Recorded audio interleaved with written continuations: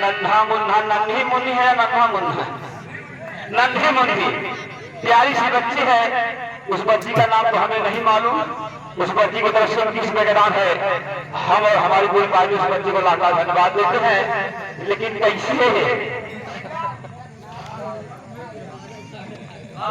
ए भैया, एक यदि हमारे बेटी साहब है, उनके फरमाइश कुछ रही तो हम अंदर चला गए, लेकिन उनके फरमाइश कह देते कि है दुनिया की गड़ी कहा, क्योंकि हमारी संगीत जो है लगी हुई मर्दों पे। लेकिन कैसे है वो हरे मेरे